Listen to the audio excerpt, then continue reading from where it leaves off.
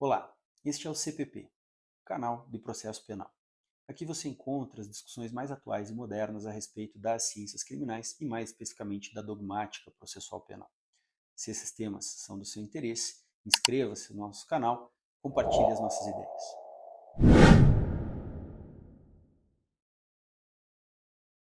O tema de hoje se refere à aplicação, à eficácia do acordo de não persecução penal no âmbito da justiça militar. Como se sabe, o STM possui uma súmula, de enunciado número 18, que veda a aplicação do ANPP no âmbito da Justiça Militar da União. E mais recentemente, no julgamento de um IRDR, Incidente de Resolução de Demandas Repetitivas,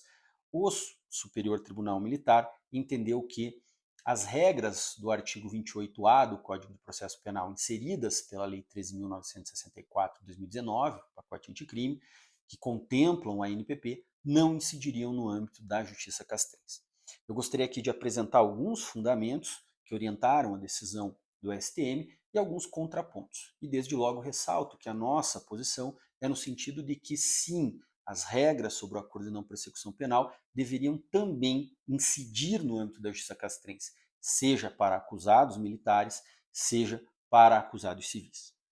Dito isto,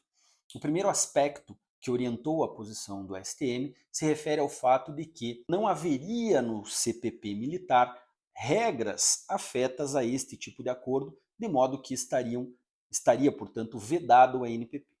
Neste caso específico, entendemos nós que o legislador ordinário, quando criou a Lei 13.964, previu taxativamente já de antemão as hipóteses nas quais o acordo de não persecução penal não seria cabível. E isto fica claro a partir da leitura da regra do artigo 28A, parágrafo 2º, inciso 4º do Código de Processo Penal, quando se vedou a incidência do ANPP para os crimes de violência doméstica e de gênero envolvendo a mulher por condição de sexo feminino. Então, entendemos que já houve esta opção legislativa por quem deveria, no âmbito do parlamento, estabelecer casos abstratos nos quais o ANPP incide e casos nos quais ele não incide. E por esta razão, não tendo havido um afastamento explícito pela lei do ANPP no âmbito da justiça militar, este primeiro argumento, segundo a nossa visão, seria um argumento frágil, seria um argumento insuficiente para afastar o acordo de não persecução penal do âmbito da justiça militar.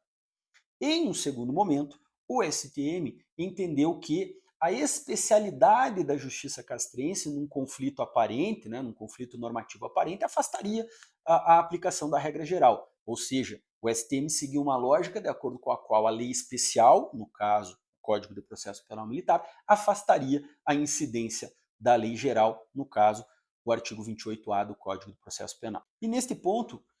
quero crer que aqui houve um recorte parcial da discussão e da controvérsia, na medida em que temos aqui, segundo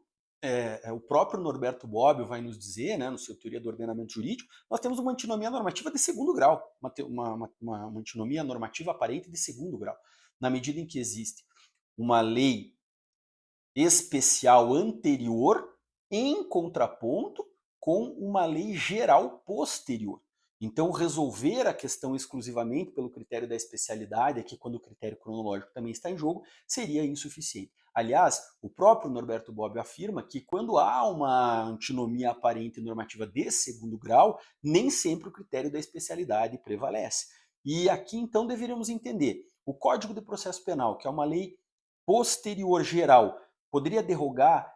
o Código de Processo Penal na sua ausência, que seria então a lei anterior especial, e entendemos que o próprio Supremo Tribunal Federal já forneceu em outro caso análogo e bastante similar a esta controvérsia, já resolveu em favor da aplicação da lei posterior geral quando ela amplia direitos do cidadão investigado ou acusado. O caso concreto em que o Supremo Tribunal Federal já decidiu essa questão, inclusive, vamos dizer assim, não apenas para a situação individual posta naquele habeas corpus, e sim de uma forma mais genérica, porque se criou uma tese abstrata, foi o HC 127.900. Qual era a controvérsia que estava ali posta? Se referia a uma alteração promovida pela Lei 11.719, de 2008, no artigo 400 do Código de Processo Penal, que modificou a ordem de produção de provas e inseriu o interrogatório do réu como último ato da instrução.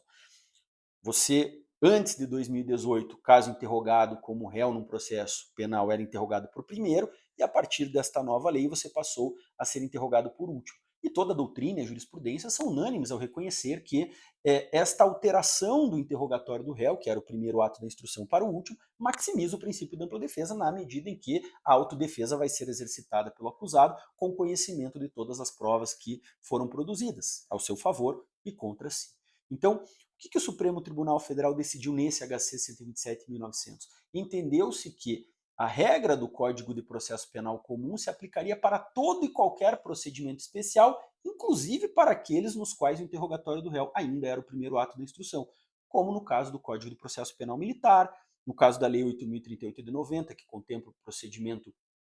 para os processos de competência originária dos tribunais, na antiga Lei de Licitações e Contratos Administrativos, a Lei 8666 de 93, que previa um procedimento específico no processo penal para esses crimes com o interrogatório do réu com o primeiro auto da instrução, no caso da lei de drogas, no caso de crimes eleitorais. Então, todos esses que tinham regramentos especiais e procedimentais específicos sucumbiram em detrimento da regra nova do artigo 400, que ampliava direitos fundamentais do cidadão investigado e do acusado. E a mesma lógica se aplica em relação ao ANPP, em que pese ele esteja previsto numa lei geral, né, e obviamente não está previsto explicitamente na lei especial, no Código de Processo Penal Militar, o fato de ele ser uma lei nova que amplia direitos do investigado faz com que ele incida também a procedimentos especiais. Um terceiro argumento, ainda dentro desse mesmo contexto, na eventual hipótese de se entender que o Código de Processo Penal Militar continha uma lacuna normativa ao não disciplinar o acordo de não persecução penal, nós poderíamos também utilizar a própria natureza jurídica do acordo de não persecução penal, que é uma norma mista, uma norma híbrida ou uma norma bifuncional, é uma norma que simultaneamente contempla preceitos de direito processual e de direito material, para afirmar que aqui seria possível, do ponto de vista penal, uma analogia in bonam partem. Nós sabemos que no direito penal a analogia incriminatória é vedada, mas a analogia favorável ao cidadão investigado, ao cidadão acusado, ela é possível. Toda a doutrina reconhece isso. E na medida em que a parte penal do ANPP é mais benéfica ao acusado, então essa eventual lacuna normativa, se é que se entenda pela sua existência, poderia ser preenchida por uma analogia in bonam partem, admitindo-se, portanto, então, que a colmatação, vamos dizer assim, dessa lacuna do Código de Processo Penal Militar pela regra do artigo 28A do Código de Processo Penal. E, por fim, um derradeiro argumento em prol da aplicação do ANPP no âmbito da Justiça Militar se refere às próprias metas de desjudicialização do CNJ. Todos nós sabemos que a Justiça,